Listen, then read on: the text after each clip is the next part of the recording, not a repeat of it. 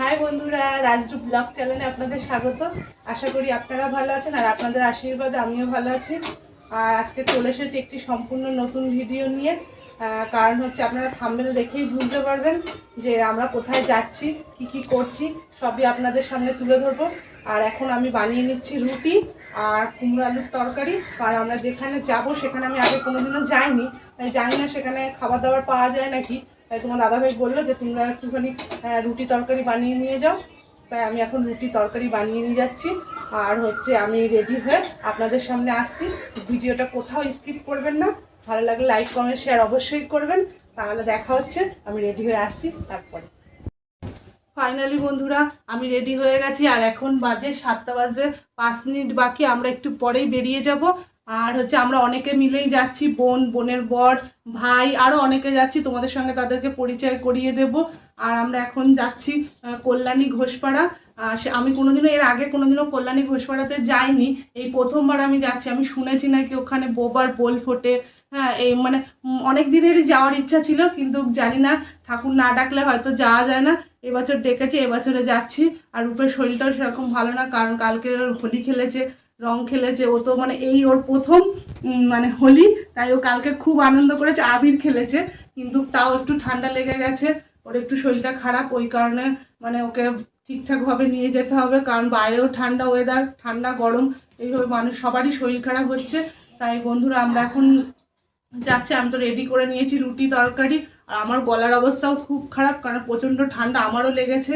কালকে রং খেলে আরও বেশি মানে ঠান্ডাটা লেগে গেছে। আমি সব কিছু গুছিয়ে নিয়ে আমি এখন যাব। আপনারা আমার সঙ্গে চলুন, দেখবেন। আর ওখানে গিয়ে যা যা করি সব আপনাদেরকে দেখাবো। তাহলে চলুন আমার সঙ্গে। ফাইনালি চলে আসলাম আমরা ঘোষপাড়ার মেলায়, কল্যাণীতে।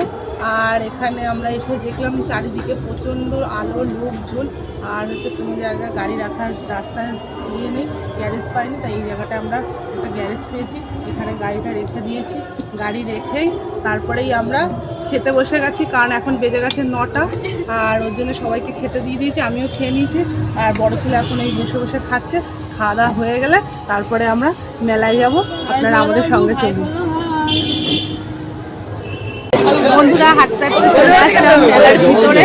আর পিছনে ভাই রয়েছে, আর এ রয়েছে বোনেরা এসে গেছে। বোনেরা যে কোথায় রয়েছে এখনো জানি না, ফোন করে জানবো যে ওরা কোথায় রয়েছে। আর প্রচন্ড গ্যাদারিং, প্রচন্ড ভিড়, হয়তো আওয়াজ শোনা যাবে না। মেলার ভিড় কাটিয়ে এগিয়ে আসতেই দেখলাম মন্দিরের চূড়া। তারপরে আমরা হাঁটতে হাঁটতে মন্দিরের চূড়ার দিকে এগালাম। আর হচ্ছে এর আগে আমি কোনোদিনও আসিনি, এই প্রথমবার আসলাম। বোনেরা এর আগে এসেছিলো, ওরাই জানে যে মন্দিরটা মানে কোথায়। কিন্তু তাও আমরা এই মন্দিরের চূড়া দেখে হাঁটতে হাঁটতে গেলাম মন্দিরের দিকে। আর এই মন্দিরের প্রবেশদ্বার, এইখান থেকে আমরা মন্দিরের ভিতরে প্রবেশ করলাম। চারিদিকেই লোকজন, প্রচণ্ড আলো দিয়ে মন্দিরটা সাজানো। মন্দিরে ঢুকে আমরা মন্দিরটা চারিদিকে দেখলাম। কত সুন্দর, চূড়াটাকেও খুব সুন্দরভাবে সাজানো রয়েছে। এখানে ঠাকুরের মূর্তি রয়েছে। আর দুদিকে সমস্ত যাত্রীরা যারা দূর দূর থেকে এসছে তারা বসে রয়েছে, সন্ন্যাসীরাও বসে রয়েছে। আর এখানে দেখছেন ঠাকুরের মূর্তিও রয়েছে। আর যার যার সামর্থ্য সে ওনাদেরকে সাহায্য করছে চাল আলু দিয়ে। তারপরে আমরা সবাই মিলে একটু বসলাম, কারণ আমাদের হাঁটতে হাঁটতে খুব কষ্ট হয়ে গেছিলো। আসার পর আমরা রাস্তায় চলে আসলাম, এসে রূপের জন্য একটা বাঁশি কিনে দিলাম। এই বাঁশিটা পেয়েও খুব মজা করছে, খুব আনন্দ করছে। কারণ বাঁশিটাও বাজাচ্ছে যখন, তখন এত আওয়াজ হচ্ছে, সে মানে ধারণার বাইরে। আর ও দাদা ওকে বলছে যে আমাকে একটু বাঁশিটা দে, কিন্তু ও কিছুতেই ওই বাঁশিটা ওকে দিল না। এটা পেয়ে রূপ খুব আনন্দিত।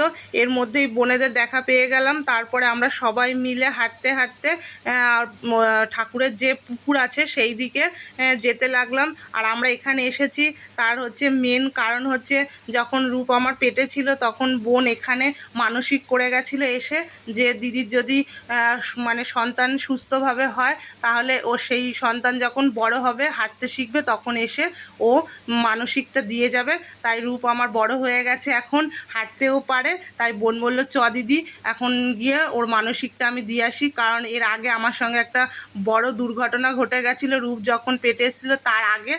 ওই কারণে বোনেরা সবসময় ভয়তেই থাকতো। তাই ওরা এখানে এসে মানসিক করে গেছিলো। আর হচ্ছে এই মানসিক দিতেই আমাদের এখানে আসা। জানি না, ঠাকুর আপনারা আশীর্বাদ করবেন যে রূপ যাতে ভালো থাকে, ও যাতে সুস্থ থাকে, ও যাতে মানুষের মতন মানুষ হয়। এইভাবে আমরা আস্তে আস্তে পুকুরের দিকে গেলাম। এখানে আমার মা, কাকিরা, তারপরে হচ্ছে আমার বোনেরা, বোনের বর, ভাইয়ের বউ, সবাই অনেকেই আমরা গেছিলাম ওখানে। আর এই গিয়ে আমরা এই পুকুর ধারের সামনেটায় বসেছি। পুকুরে যেই জল দেখতে পাচ্ছেন, এই জলে স্নান করে তারপরে সবাই ওই ঠাকুরের ওখানে গিয়ে পুজো দেয়। কিন্তু এই স্নানটা হোলির দিনকেই হয়, কিন্তু আমরা হোলির দিন ওখানে যেতে পারিনি। এর কারণ হচ্ছে প্রচণ্ড ভিড় হয় হোলির দিনকে, আর রূপকে নিয়ে হোলিতে যাওয়া মানে ভীষণ মানে একটা কষ্টসাধ্য ব্যাপার। ওই কারণে আমরা হোলির দিন যাইনি, হোলির পরের দিনকে আমরা ওখানে গেছি, গিয়ে মানসিকটা আদায় করে দিয়ে আসলাম। এখানে একজন সাধু বাবা খড়িমাটি গুলাচ্ছিল, আর আমার রূপ ওনাকে দেখে ওখানে গিয়ে ওনার কাছ থেকে একটা তিলক পরে নিল। ও মানে বায়না করছিল যে আমি তিলক পরবো, তাই বোন ওকে নিয়ে গেল। নিয়ে গিয়ে ওকে একটা সুন্দর করে তিলক পরিয়ে দিলেন উনি সাধু বাবা। দেখুন বন্ধুরা, আমার রূপকে কেমন লাগছে, পুরো কৃষ্ণ ঠাকুরের মতন লাগছে, ও ছোট কৃষ্ণ।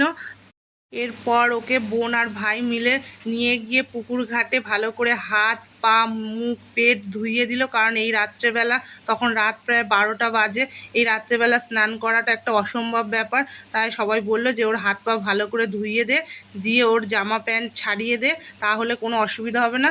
তাই সেই কারণেই আমরা ওর হাত পা ধুইয়ে দিয়ে ওর জামা কাপড়টাও ছাড়িয়ে দিলাম, দিয়ে ওর একটা ভালো পরিষ্কার জামা পরিয়ে দিলাম। আর বোনও এদিকে ভালোভাবে হাত পা মুখ ধুয়ে নিচ্ছে, কারণ ওই মানসিকটা করেছিল আর ওই হচ্ছে পুজোটা দেবে রূপকে নিয়ে গিয়ে, সেই কারণে ও হাত পা মুখ সব ভালো করে ধুয়ে নিচ্ছে। কারণ বন্ধুরা জানেনই তো, এত রাত্রেবেলা স্নান করাটা তো একটা অসম্ভব ব্যাপার। কিন্তু বন্ধুরা, রূপ এই পুকুর দেখে প্রচণ্ড বায়না করছে যে স্নান করব, কিন্তু আমি ওকে বুঝিয়ে সুঝিয়ে তারপরে সবাইকে নিয়ে একসঙ্গে পুজো দেওয়ার জন্য রওনা হয়ে গেলাম পুজো থানের দিকে। মন্দিরে ঢোকার মুখেই ডালি বিক্রি হচ্ছিল, সেখান থেকে আমি একটা ডালি নিয়ে নিলাম, আর বোনও একটা ডালি কিনে নিল। নিয়ে হচ্ছে রূপের মাথায় দিয়ে দিয়েছে। ও হেঁটে হেঁটে এই মন্দিরে যাবে, সেই কারণে হচ্ছে ও মাথায় করে হাঁটতে হাঁটতে মন্দিরের দিকে যাচ্ছে। আর আমার তো প্রচণ্ড ভয় লাগছে যে ও পারবে কি না, যদি পড়ে যায় বা কিছু। বোন সেই কারণে ওকে ধরে রয়েছে, ও ঠিক মানে সাহস করে যাচ্ছে।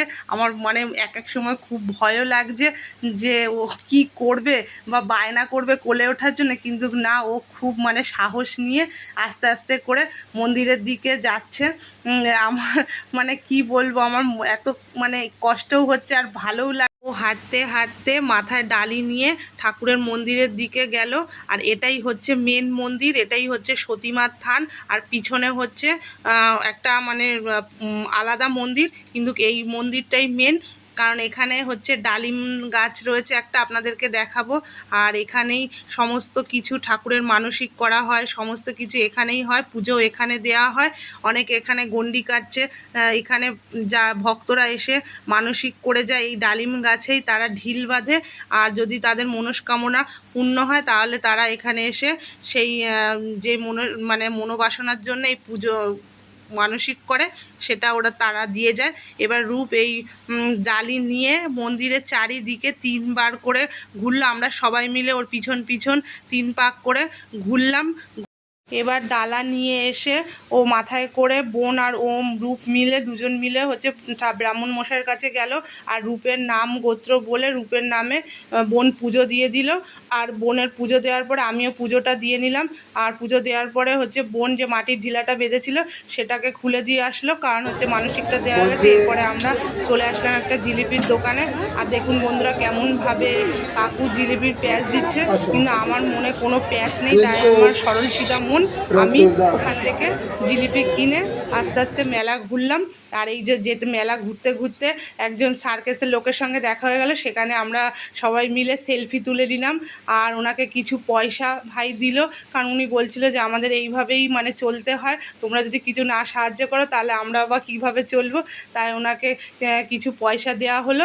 পুরো মেলা ঘোরা শেষ হয়ে গেছে, এখন আমরা বাড়ির দিকে রওনা হচ্ছি, চলে যাচ্ছি বাড়িতে। আর সব দোকানপাট প্রায় বন্ধই হয়ে গেছে।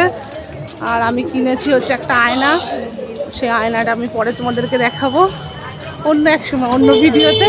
তাহলে এখন এই পর্যন্তই, আপনারা ভালো থাকবেন, সুস্থ থাকবেন, তাহলে টাটা।